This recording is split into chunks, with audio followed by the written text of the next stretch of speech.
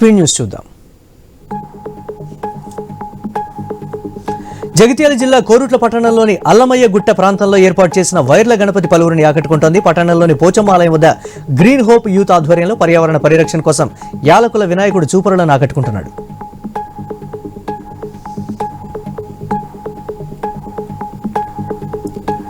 జగిత్యాల జిల్లా కలెక్టరేట్ ముందు ఉద్యోగులు నల్ల దుస్తులతో నిరసన చేపట్టారు. సెప్టెంబర్ 1న పింఛన్ విద్రోహ దినోత్సవంగా ఐకాసా ఇచ్చిన పిలుపు మేరకు ఆందోళన నిర్వహించారు.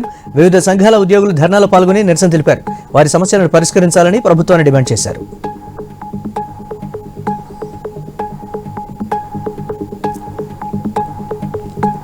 ములుగు జిల్లాలో సెప్టెంబర్ 1ని పింఛన్ విద్రోహ దినంగా ప్రకటించారు. ఉద్యోగులు జిల్లా కేంద్రంలోని అంబేద్కర్ విగ్రహం నుంచి కలెక్టర్ కార్యాలయం వరకు ర్యాలీ చేపట్టారు.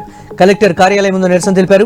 వెంటనే కొత్త పెన్షన్ విధానాన్ని రద్దు చేసి పాత పెన్షన్ విధానాన్ని అమలు చేయాలని డిమాండ్ చేశారు.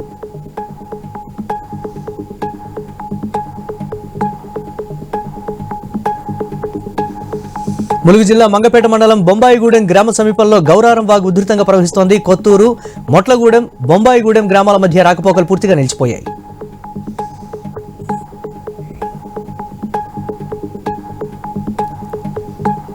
అంబేద్కర్ కోనసీమ జిల్లా ముమ్మిడివరం నియోజకవర్గంలో డిప్యూటీ సీఎం పవన్ కళ్యాణ్ పుట్టినరోజు సందర్భంగా రక్తదాన శిబిరం ఏర్పాటు చేశారు. ఈ కార్యక్రమంలో యువకులు ఉత్సాహంగా పాల్గొని సుమారు 100 మంది రక్తదానం చేశారు. రాబోయే రోజుల్లో జనసేన పార్టీని మరింత బలోపేతం చేసుకుంటూ రాష్ట్రాన్ని అభివృద్ధి పథంలో నడిపించాలని జనసేన నాయకులు నాగభూషణం ఆకాంక్షించారు.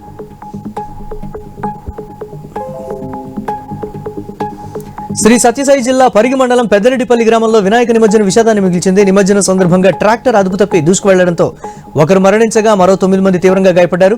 ఈ ఘటనపై మంత్రి సవిత తీవ్ర దిగ్భ్రాంతి వ్యక్తం చేసి బాధిత కుటుంబాలను పరామర్శించారు. కొత్త పెన్షన్ విధానాన్ని రద్దు చేసి పాత పెన్షన్ విధానాన్ని కొనసాగించాలని భూపాలపల్లి కలెక్టర్ కార్యాలయం ముందు ప్రభుత్వ ఉద్యోగులు ధర్నా నిర్వహించారు.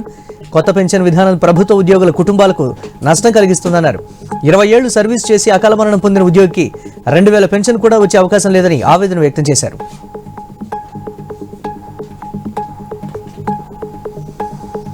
రంగారెడ్డి జిల్లా అనాజ్పూర్లో సిపిఎం ఆధ్వర్యంలో రైతులు ధర్నా చేపట్టారు. పేదలకు ఇచ్చిన భూములను ప్రభుత్వం తీసుకుని రామోజీ ఫిల్మ్ సిటీ యాజమాన్యానికి ఇవ్వడానికి ఖండించారు.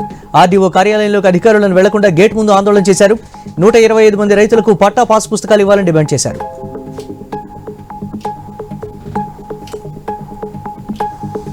తెలంగాణలో 42% బీసీ రిజర్వేషన్లు అమలు చేసేందుకు అసెంబ్లీలో బిల్లు ఆమోదించడం పట్ల రాష్ట్ర యువజన కాంగ్రెస్ ప్రధాన కార్యదర్శి ఎం అరవింద్ యాదవ్ హర్షం వ్యక్తం చేశారు. హైదరాబాద్ ఆర్టీసీ క్రాస్ రోడ్లోని సీఎం రేవంత్ రెడ్డి చిత్రపటానికి పాలాభిషేకం చేసి స్వీట్లు పంపిణీ చేశారు. బిల్లు అసెంబ్లీలో ఆమోదం పొందడం రాష్ట్రం చరిత్రలోనే గొప్ప విషయమన్నారు.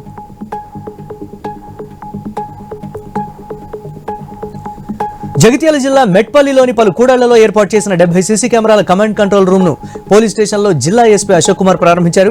సీసీ కెమెరాలు ఏర్పాటు చేయడంతో నేర నియంత్రణ, సాంఘిక కార్యకలాపాలు వంటి ఎన్నో నేరాలను కంట్రోల్ చేయొచ్చన్నారు.